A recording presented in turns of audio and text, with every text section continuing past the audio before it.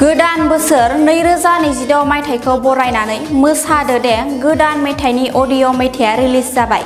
तामुलपुर जिल्लानि जाखांफुनाय मेथाइ रोजाबगिरि प्राणजित बर'आ गावनो सुजुनानै दिहुननाय 2026 मायथाइ निउ इयार बरायनानै मोसादो दे मेथाइ नोंथांमोननि गेजेराव दिनै रिलिज जाबाय।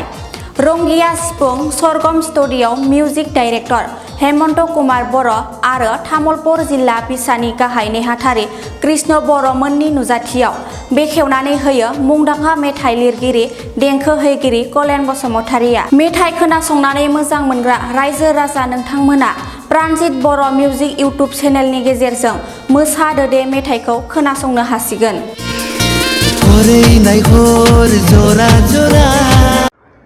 आं आगोलनिफ्रायनो मेथाइआव जोबोर गोसो गुदुंखा। आं गावनि खामानिनि गेजेरजोंब्लाबो सम सम दिहुननानै आं बिदिनो रोजाबबोगासिनो, नाथाय आं बिदि अफिसियेल एनाउन्स खालामाखैमोन। नाथाय नैबे आंनि फार्स्ट खेब बिदि आं मेडियानि जुयै नोंथांमोननि सेराव आंनि मेथाइखौ रिलिज होनाया।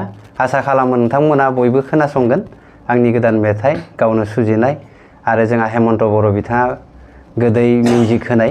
नोंथांमोना आंनि इउटुब चेनेल प्राणजित बर' मिउजिकेलाव नोंथाङा नुनो मोनगोन। नोंथांमोना नायदो, आसा खालामो नोंथांमोना सापर्ट खालामगोन होननानै। आंनि खुलुमनाय आरो अननाय मोजां मोननायखौ बावहरग्रोबाय। बिथां प्राणजित बर' बिथाङा फैगौ 2026 मायथाइखौ लानानै दोंसे गोदान मेथाइ बानायदो हेपि निउ इयारनि। मेथाइआ मोजाङानो जादों आरो बिनि मिउजिकआबो मोजां जादों। मिउजिकखौ जोंनि रङियानि मानगोनां बिथां हेमन्त कुमार बर' आरो बे मेथाइखौ बिथां प्राणजित बर'आ गावनो सुजुदों, गावनो देंखो होदों।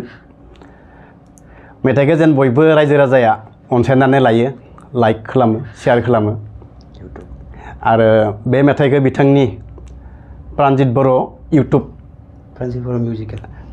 बर' मिउजिकेल इउटुबाव सार्च खालामबानो मोनगोन आरो नोंसोरो।